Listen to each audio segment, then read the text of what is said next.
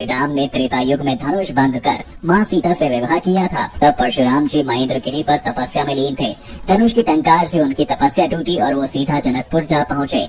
वहाँ भगवान राम और लक्ष्मण से भेंट होने के बाद वो पुनः महेंद्रगिरी पर्वत पर तप करने चले गए थे। शास्त्रों के अनुसार महेंद्रगिरी पर्वत हमेशा से ही भगवान परशुराम का तप स्थान रहा है। काल कोई सा भी क्यों न हो, भगवान परशुराम हमेशा वहीं तपस्या करते रहते हैं और अब भी अर्थात कलयुग में भी भगवान परशुराम वहीं तपस्या में लीन है। यहाँ पर बता दूं कि महेंद्रगिरी पर्वत उड़ीसा स्थल है जहाँ महाभारत काल में पांडवों ने कई मंदिर बनवाए थे और इस पर्वत पर आपको आज भी भीम, कुंती, युधिष्ठिर के अलावा दारू ब्रह्मा का मंदिर देखने मिलेगा। यही कारण है कि आज भी हजारों श्रद्धालु भगवान परशुराम के दर्शन की उम्मीद के लिए इस पर्वत पर पहुंचते हैं। विस्तार से बताएं तो भगवान विष्णु के छठे अवतार भगवान परशुराम, जिन्होंने प्रदोष काल में ऋषि जमदग्नि और माता रेणुका के घर चौथी संतान के रूप में जन्म लिया था। जन्म के समय ऋषि जमदग्नि ने अपने बेटे का नाम राम रखा। उसके बाद उन्हें कहा कि अपनी तपस्या से भगवान शिव को प्रसन्न करो, वही तुम्हारे गुरु होंगे। अपने पिता की आज्ञा मानकर वो घोर तपस्या में लीन हो गए। उनकी तपस्या से प्रसन्न होकर भगवान शिव ने कहा कि मैं तुम्हें शस्त्र विद्या सिखाऊंगा,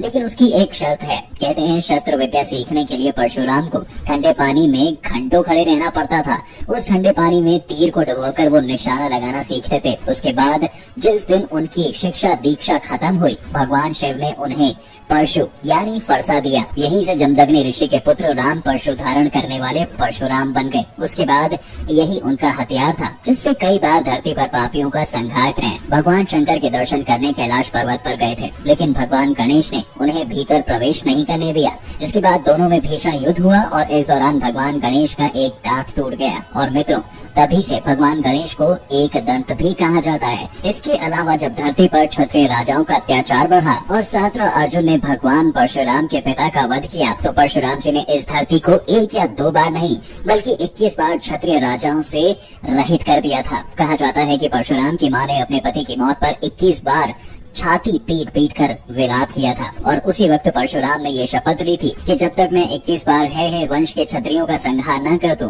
अपना शस्त्र नहीं रखूंगा। इसलिए जिधर परशुराम चलते थे उधर से क्षत्रिय अपना रास्ता बदल लेते थे। त्रेता युग में भगवान राम ने ही परशुराम को द्वापर युग तक सुदर्शन चक्र संभालने की जिम्मेदारी दी थी। इसलिए गुरु संदीपनी के यहाँ आकर परशुराम ने श्री कृष्ण को सुदर्शन चक्र सौंपा था। यही नहीं, भगवान परशुराम तो इतने महान थे कि उन्होंने महाभारत काल में पितामह भीष्म, गुरु द्रोणाचार्य और कर्ण को भी शास्त्रों की विद्या दी थी।